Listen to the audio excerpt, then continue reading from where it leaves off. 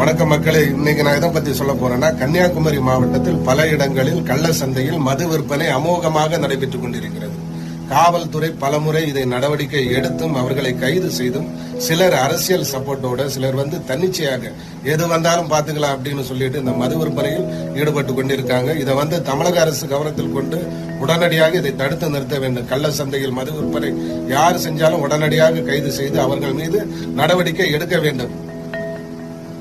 இந்த காலையிலே ஆனா நிறைய பேர் பாத்தீங்கன்னா வேலைக்கு போறதுக்கு முன்னாடியே போயிட்டு குடிக்கிறாங்க. இதற்கு காரணம் இவங்க காலையிலே கள்ள சந்தையில விற்கிறாங்க. அது மட்டும் இல்லாம சில பேர் பார்லே விற்கிறாங்க. இதெல்லாம் உடனடியாக காவல்துறையும் தமிழக அரசும் உடனடியாக தடுத்து நிறுத்த வேண்டும். இப்ப கன்னியாகுமரி மாவட்டத்தில் பாத்தீங்கன்னா கொஞ்ச நாளைக்கு முன்னாடி ஒருவர் மது கேட்டிருக்காரு. இவர் கடன் கொடுக்க மாட்டேன்னு சொல்லியிருக்காரு. கடன் கொடுக்காத ஆத்திரத்தால அவன் என்ன பண்ணிட்டா, அந்த மது விற்பார்ல அவரோட கழுத்தை அறுத்துட்டான். ஏன்னா இது மாதிரி சம்பவங்கள் எல்லாம் நிறைய நடைபெறுது.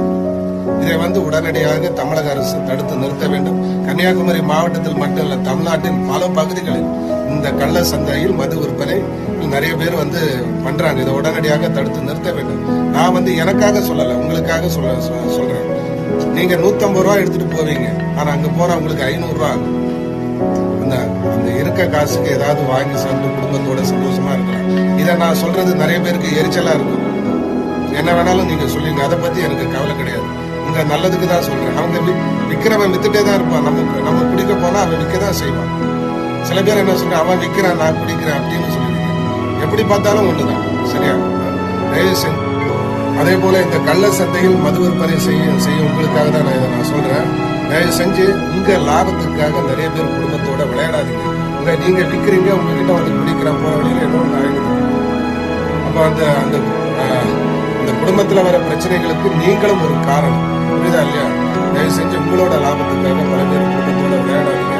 இன்னைக்கு காலையிலேயே மது விற்பனை செய்து தமிழக சோம்பேறாங்க. குடிக்கிறான், எங்கேயாவது போய் ஒரு மரத்தடியில போய் படுத்துக்கிறான். இன்னைக்கு வெளி மாநில தொழிலாளர்கள் எல்லாம் இங்க ஏன் வேலை செய்யறாங்க? இங்க வேலை செய்யறதுக்கு ஆள் இல்ல, கூலி வேலை செய்யறதுக்கு ஆள் யாருமே கிடையாது. அதனால இங்க இருந்தோ அவன் பிழைக்கிறான். இதற்கு காரணம் நம்ம ஆட்களை சோம்பேறி ஆக்குறது முக்காவாசி இந்த கள்ளச்சந்தையில் மது விற்பனை பண்ற நீங்க தான். இது கள்ள சந்தையில் மட்டும் இல்ல, ஒயின் ஷாப்லயே சில பேர் அந்த டைமுக்கு முன்னாடியே திறந்து வச்சுட்டு வித்துட்டு இருக்காங்க. இதை தமிழக அரசு உடனடியாக நடவடிக்கை எடுக்க வேண்டும்.